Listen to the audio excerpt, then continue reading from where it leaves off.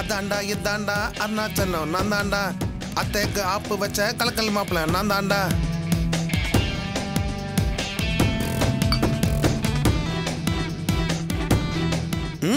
Super கலக்கிற மச்சி.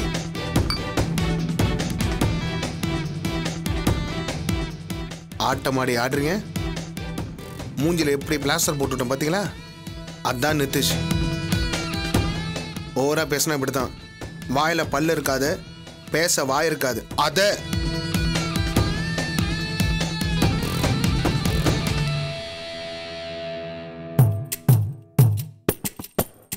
Lavanya Lavanya coffee.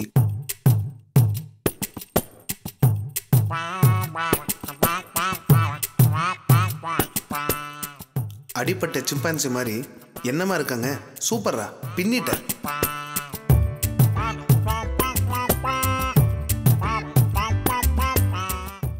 அத்த காஃபி கொண்டு வரட்டுமா அத்த? ஓ சாரி அத்த, ஹாட்டா கோல்டா எது குடிக்கிறேன்னு டாக்டர் சொல்லிருக்காங்களே.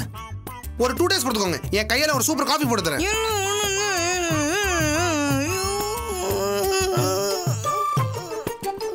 பேசாதீங்க அத்த, வலிக்கும் இல்ல.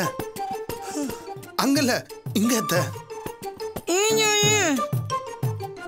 என்னங்காச்சு? ஐயோ லாவண்யா, அத்தை காஃபி வேணாங்கறாங்க.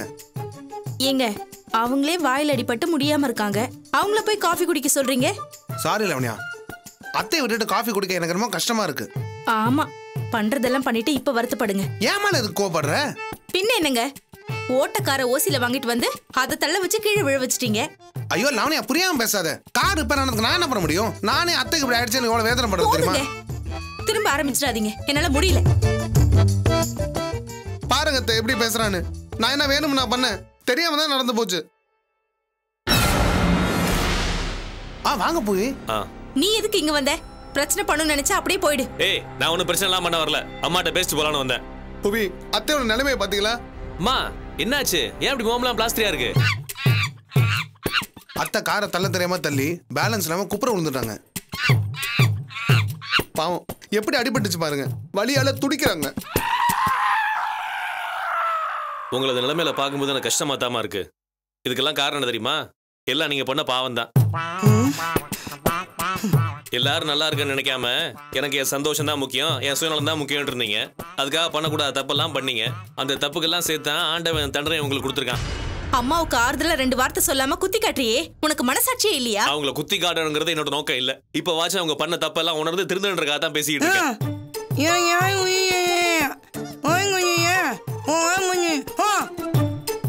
என்ன சொல்றாங்க? அத்தைக்கு வாயில் அடிபட்டுருச்சுல, அவங்களால நார்மலா பேச முடியாது. அவங்களோட பேசி பேசி எனக்கு அவங்க லாங்குவேஜ் பழக்கமாயிருச்சு. அதை நான் உங்களுக்கு டிரான்ஸ்லேட் பண்ணி சொல்றேன். இப்ப ஏதோ சொன்னாங்களே, அதை சொல்லுங்க. அந்த மேட்டர் தான் நான் வரேன். அவங்களுக்கு புத்தி இல்லையா? சாரி சாரி சார் அத்தை, அவங்களுக்கு நீங்க புத்தி சொல்ல வேண்டிய அவசியம் இல்லையா? காசு கொடுத்ததோட உங்க கடமை முடிஞ்சிச்சான், நீங்க போலான்னு அவங்க சொல்றாங்க. அத்தை நான் சொன்னது கரெக்டுங்களா? இவ்வளவு வட்டி போட்டு நீங்க திருந்தலனா ரொம்பவும் கஷ்டம். அன்னைக்கு நீங்க கடைக்கு வந்து கலாட்டா பண்ண எனக்கு சுத்தமா பிடிக்கல. இருந்தாலும் மத்தவங்க முன்னாடி மானம் போக வேணாம்னு தான் பணத்தை கொடுத்து அனுப்புனேன். நான் இல்லாத சமயத்துல ஏன் இப்படி பண்ணீங்கன்னு சுதா என்னை போட்டு காட்சி எடுக்கிறா தெரியுமா? இப்பவே பணம் வந்தா தான் ஆச்சுன்னு கடையில உட்காந்துருக்கா. அதனால அந்த காசை வாங்கிட்டு போலான்னு தான் வந்தேன்.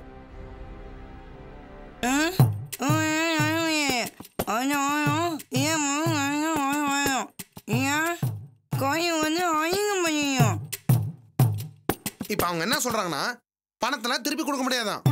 அடுத்த மாசமும் இதே மாதிரி பணம் கரெக்டா வந்துடணுமா? இல்லனா திரும்பவும் கடைக்கு வந்து அசிங்கப்படுத்துவேன், அவமானப்படுத்துவேன், பிச்சருக்கு கூட தயங்க மாட்டாங்களாம். எச்சல பொறுக்குவேன், தேவைப்பட்டா தூக்கு மாட்டிக்கிட்டு தரத்துல கூட பண்ணிப்பாங்கிறாங்க.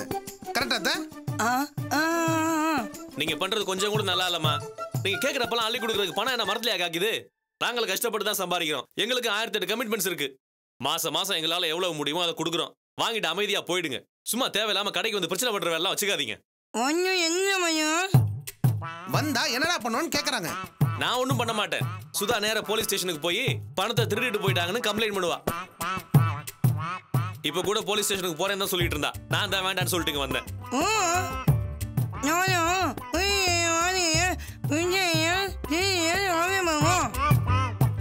அது ஒண்ணு இல்லைங்க, பெத்த பிள்ளைங்க எனக்கு சோறு வைக்கல, பேர் வைக்கல, கண்டுக்காம நடு ரோட்ல கொண்டு வந்து விட்டுட்டாங்க. அதனால பிச்சை எடுத்தேன் திருநேன்னு அவங்களே போலீஸ் போய் கம்ப்ளைண்ட் பண்ணுவாங்களாம். அப்படி பண்ணா உங்களை தான் பிடிச்சி உள்ள வைப்பாங்களாம். அத்தை, நான் சொன்னது கரெக்டுங்களா? ஏய் நீ ஓய் நானும் ஓ கம்ப்ளைண்ட் பண்ணுமா? இப்ப என்ன சொல்றாங்கன்னா அத்தைக்கு போலீஸ் ஸ்டேஷன் போற பத்தி கவலை இல்லையா?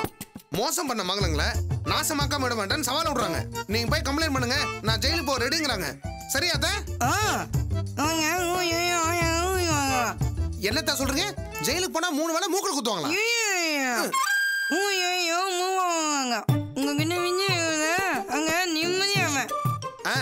இப்ப என்ன சொல்றாங்கன்னா ஜெயில 3 வேளை சாப்பாடு போடுவாங்களா, முட்டை கொடுப்பாங்களாமா, மட்டன் குருமா ஊத்துவாங்களாமா. அதனால நான் ஜெயிலுக்கு போக தயாரா இருக்கேன்னு சொல்றாங்க. கரெக்டா அத்தை? உங்களை பத்தி தெரிஞ்சிருந்து திரும்ப திரும்ப வந்து பேசிக்கிட்டு இருக்கேன் பாருங்க. என்னத்தான் செருப்பால் அடிக்கணும். மனசுன்னு வந்து சொல்றேன், உங்களெல்லாம் ஆண்டவனால கூட திருத்த முடியாது.